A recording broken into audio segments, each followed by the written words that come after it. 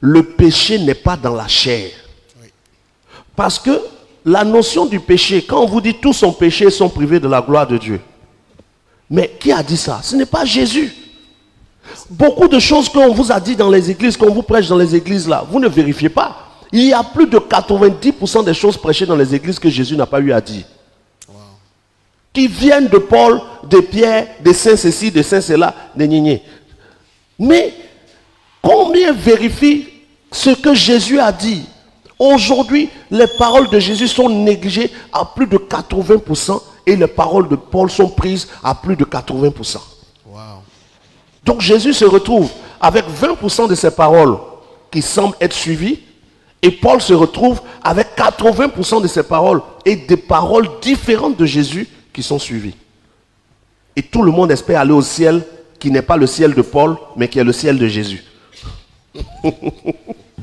Donc pour aller au ciel de Jésus, on prend les paroles de Paul.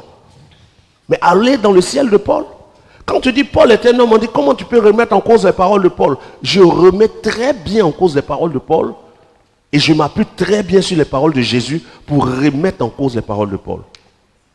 Paul dit, tous ont péché et sont privés de la gloire de Dieu.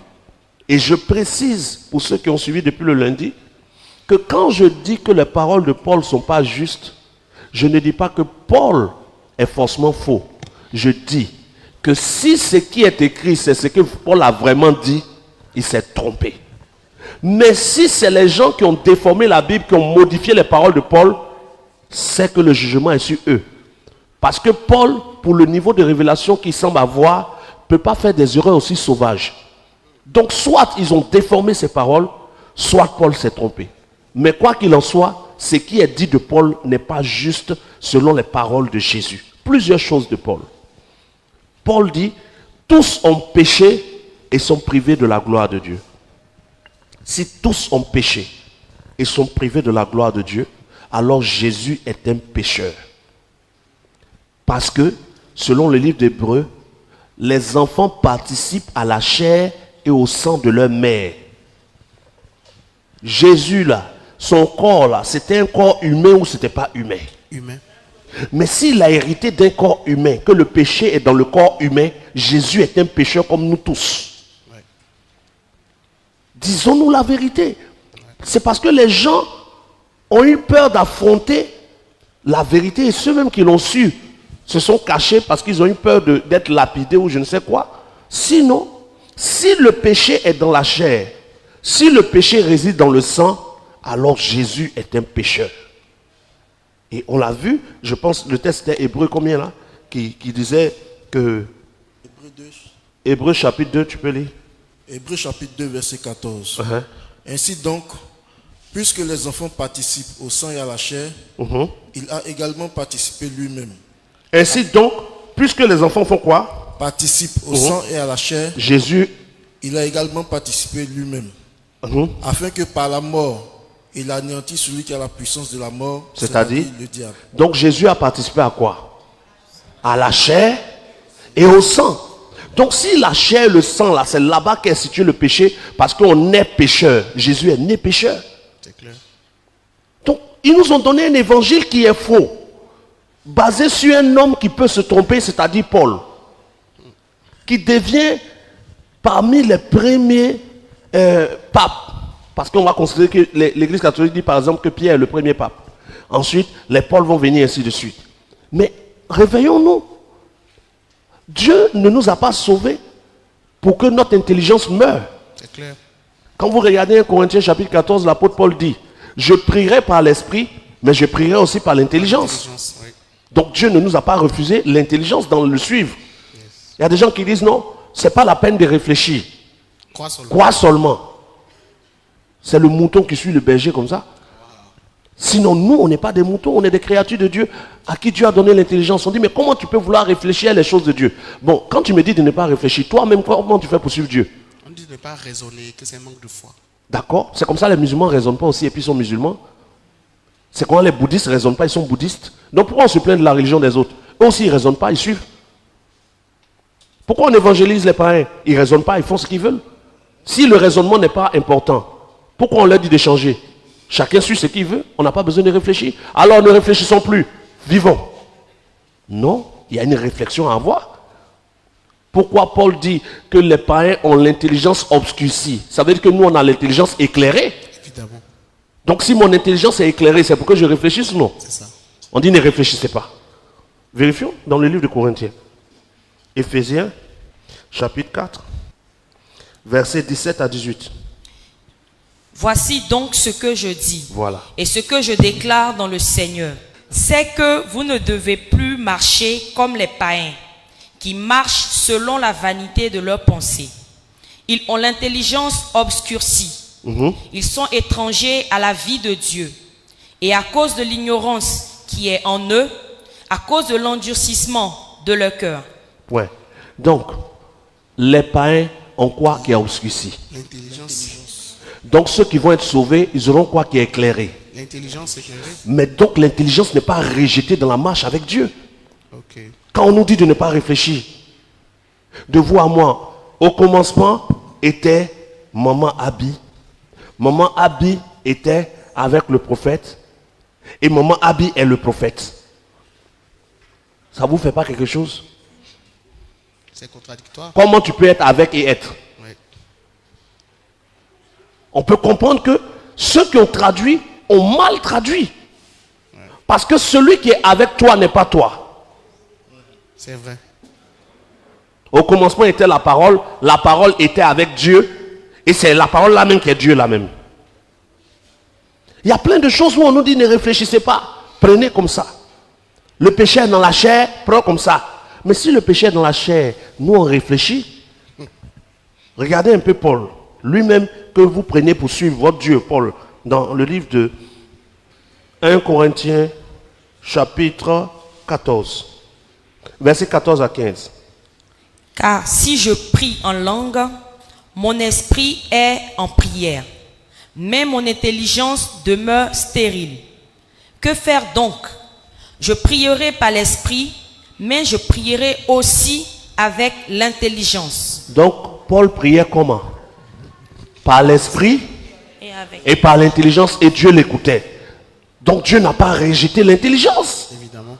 On nous dit ne réfléchissez pas, pourquoi?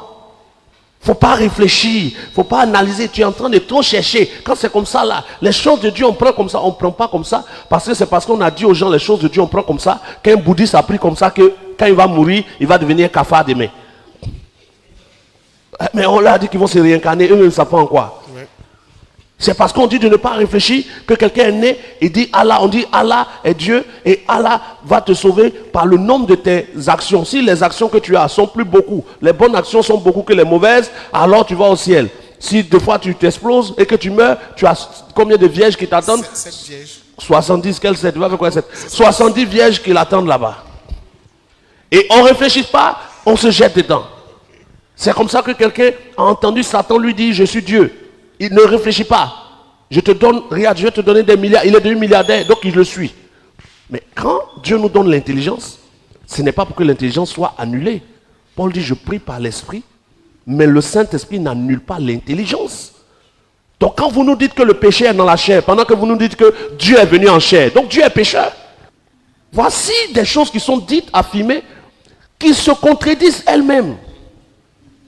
Comment Dieu peut venir en chair, dans une chair de péché sans être pécheur? Que quelqu'un réponde à ça.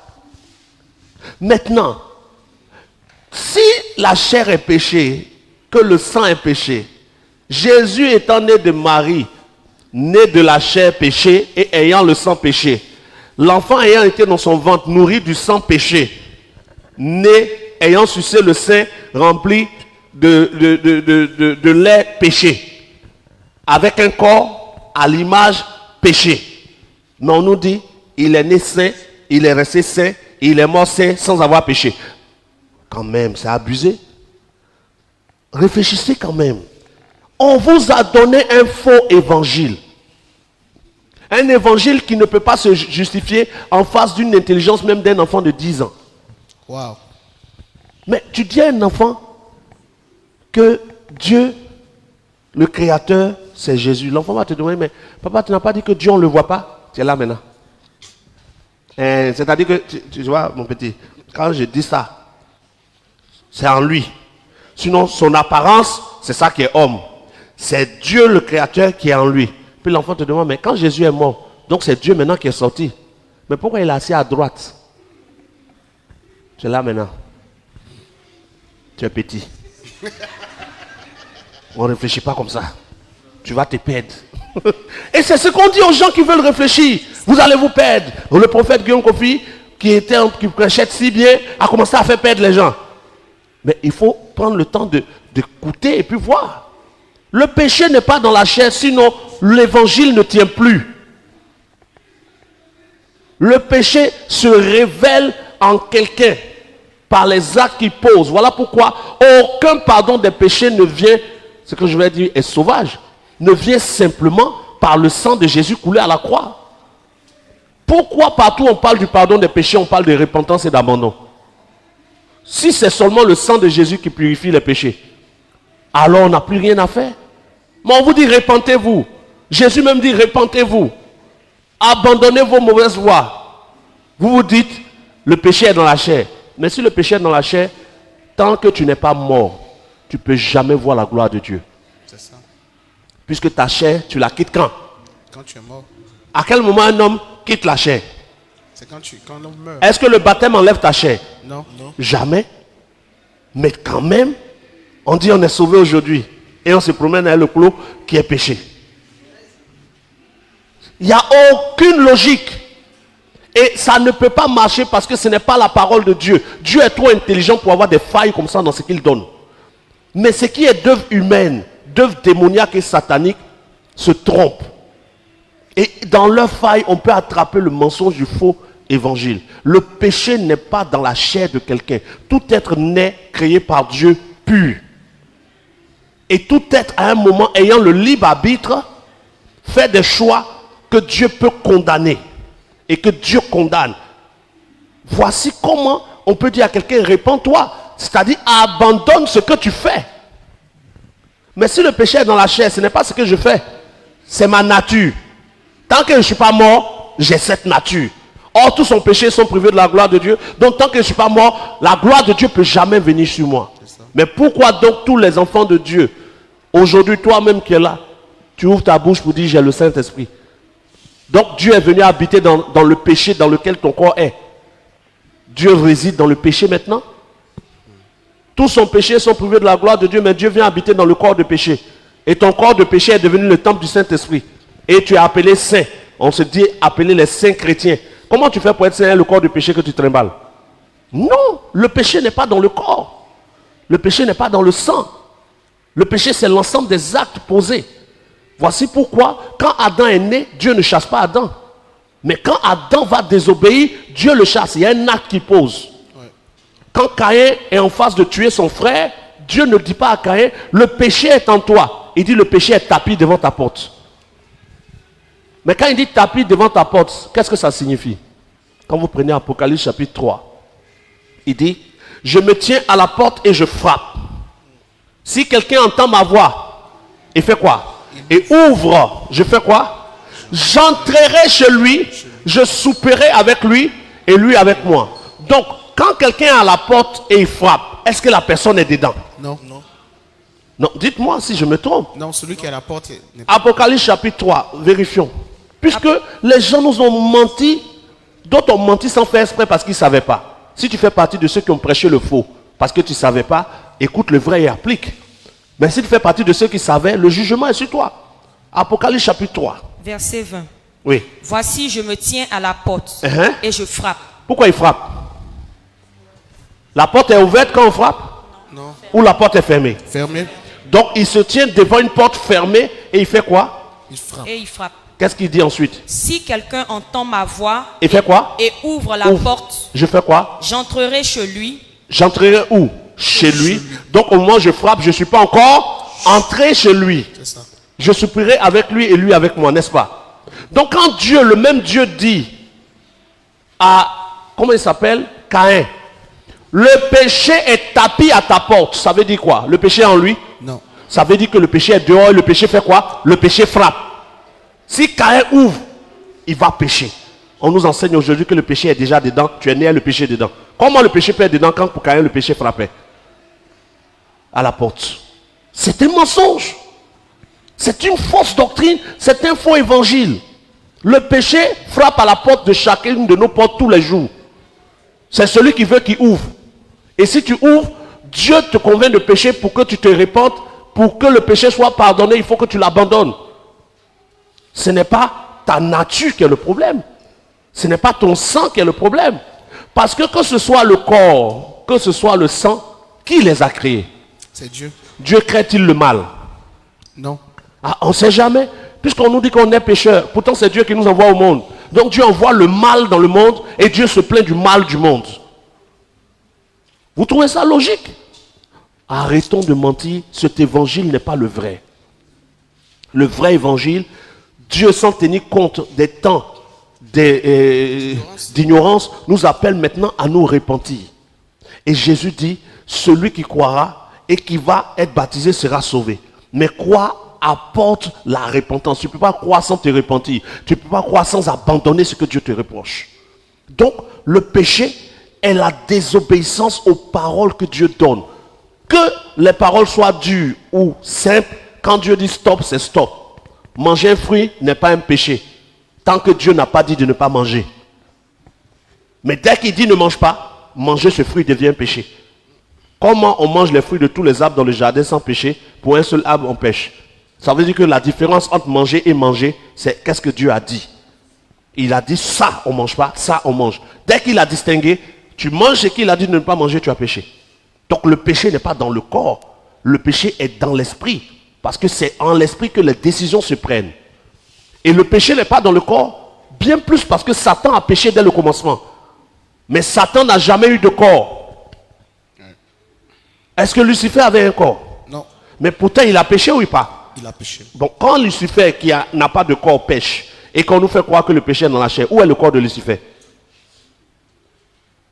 Le péché est dans l'esprit, pas dans le corps. Et Jésus, dans tous les évangiles, Jésus ne dit jamais le péché dans la chair. Il n'en parle pas. Celui qui en parle, c'est Paul. Et ce qu'il dit n'est pas vrai. C'est son évangile. Il s'est trompé dans sa soif de connaissance. Il s'est trompé comme tout homme peut se tromper. Le péché n'est pas dans la chair, ni dans le sang. Sinon Jésus est un pécheur et Satan est saint, puisqu'il n'a pas de corps pour pécher. Mais le péché se trouve en esprit, dans l'esprit de la personne, à cause du libre arbitre. Voilà pourquoi un jour, les gens viennent trouver Jésus et on dit à Jésus, pourquoi tes disciples ne lavent-ils pas leurs mains avant de manger? Jésus dit, ce n'est pas ce qui entre dans l'homme qui souille l'homme, mais quoi? Ce qui sort de l'homme. Ce n'est pas ce que l'homme reçoit en lui qui va le souiller, mais ce qui sort. Le corps, nous l'avons reçu. Ce n'est pas ce qui souille l'homme, mais c'est nos pensées. Car c'est du cœur que viennent les mauvaises pensées. C'est du cœur que viennent les meurtres. Il dit bien, c'est ce qui sort de l'homme. Yes. L'évangile de Paul dit, le corps même est péché. Jésus dit, non, ce n'est pas ce qui entre qui est péché, mais c'est ce qui sort. Donc quand tu prends Paul et tu prends Christ, si ce que Christ a dit est différent de Paul, on rejette Paul. Donc je dis bien que dans le vrai évangile, le corps n'est pas péché, le sang n'est pas péché. Le péché prend naissance là où il y a le libre arbitre à cause de nos choix.